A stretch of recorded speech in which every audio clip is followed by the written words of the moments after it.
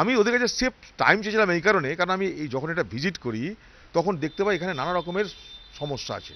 যেমন আমার এখানে সিকিউরিটির কোনো সমস্যা আছে, নোংরার সমস্যা আছে, বিদ্যুৎ নেই, পানীয় জলের সমস্যা আছে, জলের লাইন ঠিক নেই, নানা সমস্যাগুলো নিয়ে আমি তখন মেঘওয়ালকে বলেছিলাম তুমি আমি জয়েন্ট ভিজিট করে আমরা ঠিকঠাক করে নেব।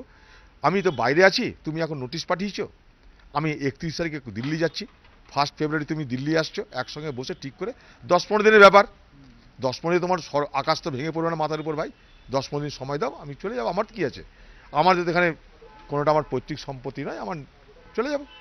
10 থেকে 15 দিন সময় চেয়েছিলাম। আজকে যখন এখানে এসেছি, আজ দেখুন বিদ্যুৎ নেই, পানীয় জলের সরবরাহ নেই, ময়লা পড়ে আছে, সিকিউরিটির ব্যবস্থা নেই, এবং যারা এটা চার্জে আছে সিপিডব্লিউডি সরকারের লোক, তারা বলছে আমাদের এই বাড়ি ঠিক করতে 20 থেকে 25 দিন লাগবে।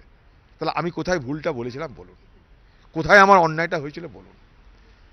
কিন্তু আপনার জিনিসপত্র 14 নম্বর নিউমার্কেট বা রাস্তায় ফেলে রয়েছে এখন, এবং আপনি সেখান থেকে বেরিয়ে গেছেন, তো এই 25 দিন আপনি কি করবেন? কোথায় থাকবো দেখি, কোথায় থাকবো, হয় চলে যেতে হবে বহরমপুর, মুর্শিদাবাদ, না হয় কোনো হোটেলে থাকতে হবে, কি করব। এই তো অত্যাচার চলছে, রাজনৈতিক বদলার অত্যাচার, কি করব। বাংলায় গিয়ে দিদির মার, দিল্লিতে সে মোদির মার, কোথায় যাব, মার খেতে খেতেই এগোতে হবে আমাকে। কিন্তু মোদির মন্ত্রী বাবুল সুপ্রিয় আপনার রাজ্যেরই সাংসদও, তিনি বলছেন, যার দপ্তর এটা, তিনি বলছেন কি আপনি ভুল তথ্য দিচ্ছেন, আপনি 1 বছর ওভার স্টে করেছেন। বাবুল সুপ্রিয় আমাদের বাংলা থেকে মন্ত্রী হয়েছে, খুশি হয়েছি। বাবুল সুপ্রিয় আমার মনে হয় নিজে ইল ইকুইপড এইসব ব্যাপারে, ততটা জানে ঠানে না, কারণ বাবুল সুপ্রিয়কে সেই অধিকার দেওয়া হয়নি পার্লামেন্টে, মন্ত্রিত্বে বাবুল সুপ্রিয় সেই জায়গা নেই। আরও বলে রাখি, গতকাল যখন আমার বাড়িতে হামলা চলছিল তখন বাবুল সুপ্রিয় ফোন করে দুঃখ প্রকাশ করেছে, আর কি শুনবেন। আজকে সেই বাবুল সুপ্রিয়কে আমার বিরুদ্ধে বলতে হচ্ছে, কারণ ভেঙ্কাইয়া নাইডুর পিছনে তাকে চাপ দিচ্ছে।